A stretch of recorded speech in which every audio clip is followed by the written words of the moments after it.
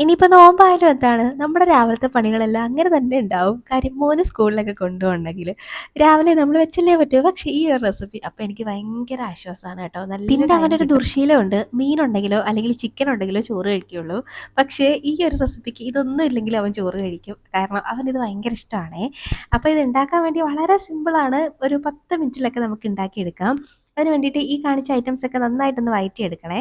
അപ്പോൾ നിങ്ങൾക്ക് ബട്ടറിൽ തന്നെ വഴറ്റണമെന്നൊന്നുമില്ല, എണ്ണയും ഒഴിച്ചും വഴറ്റിയെടുക്കാം. ഇനി ഉരുളക്കിഴങ്ങ് ഇട്ട് ജസ്റ്റ് മിക്സാക്കി ഇതുപോലെ ഒന്ന് അടച്ച് വെച്ചൊരു 5 മിനിറ്റ് ഒന്ന് കുക്ക് ചെയ്തെടുക്കണം. ഇനി അതിലേക്ക് മഞ്ഞൾപ്പൊടിയും 1 ടീസ്പൂൺ മുളക് പൊടിയും പിന്നെ ഒരു 1.5 ടീസ്പൂണൊക്കെ മല്ലിപ്പൊടി ഉണ്ടല്ലോ അത് ചേർത്ത് കൊടുക്കുന്നുണ്ട്. 1 ടീസ്പൂൺ ചിക്കൻ മസാലയും ചേർത്ത് കൊടുത്തിട്ട് പൊടികളുടെ പച്ചമുളകൊക്കെ ഒന്ന് മാറുന്ന വരെ നന്നായിട്ടൊന്ന് വഴറ്റിയെടുക്കണേ. ഈ ഒരു റെസിപ്പിയിൽ ഞാൻ കുറച്ചധികം ഉരുളക്കിഴങ്ങ് ഇട്ടിട്ടുണ്ട്. ശരിക്കും ഇത്ര ഉരുളക്കിഴങ്ങിൻ്റെ ആവശ്യം ഇല്ല കേട്ടോ. അപ്പോൾ അവന് കുറച്ച് ഉരുളക്കിഴങ്ങ് ഇഷ്ടമായതുകൊണ്ട് ഞാൻ കുറച്ച് കൂടുതൽ ഇട്ടതാണ്. ഇനി അതിലേക്ക് കഴുകി വൃത്തിയാക്കി വെച്ചേക്കുന്ന നരിച്ചെടുത്ത് റൈസ് ചേർത്ത് കൊടുത്തിട്ട് ഇനി ആവശ്യത്തിന് വെള്ളം, അതായത് 1 കപ്പ് അരിക്ക് 1.5 കപ്പ് എന്നുള്ള കണക്കിൽ വെള്ളവും ചേർത്ത് ഒന്നങ്ങ് മിക്സാക്കി എടുത്തിട്ട് ഇനി ഇതിലേക്കൊരു സീക്രട്ട് ഇൻഗ്രീഡിയൻ്റ് ആണ് ഈ ഈ ഒരു റൈസിന് നല്ല ടേസ്റ്റ് കൊടുക്കുന്ന ഈ ഒരു ഐറ്റം ചേർക്കുമ്പോഴാണ് കേട്ടോ.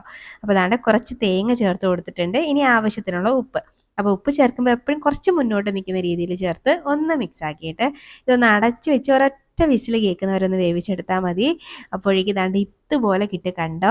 അപ്പോൾ നമ്മൾ വെന്ത ഉടനെ തുറക്കുമ്പോൾ ഇച്ചിരി ഒന്ന് കുഴഞ്ഞ പോലൊക്കെ തോന്നും. പക്ഷെ ഇത്തിരി ഒന്ന് തണുത്ത് കഴിയുമ്പോൾ ഇത് ലഞ്ച് ബോക്സിൽ കൊടുത്തുവിടാൻ മാത്രമല്ലടോ, നമുക്ക് നല്ല മടി പിടിച്ചിരിക്കുന്ന സമയത്ത് കറി ഒന്നും ഉണ്ടാക്കാൻ വൈകിലും ഉച്ചയ്ക്ക് ഇതങ്ങോട്ട് ഉണ്ടാക്കി കഴിച്ചു കഴിഞ്ഞാൽ നല്ല ടേസ്റ്റാണ്. ഉച്ച ഊണ് കുശാലാവും കേട്ടോ. അപ്പോൾ എന്തായാലും ഒന്ന് ട്രൈ ആക്കി നോക്കണേ. ട്രൈ ആക്കി നോക്കിയിട്ട് അഭിപ്രായം പറയാൻ മറക്കരുത്.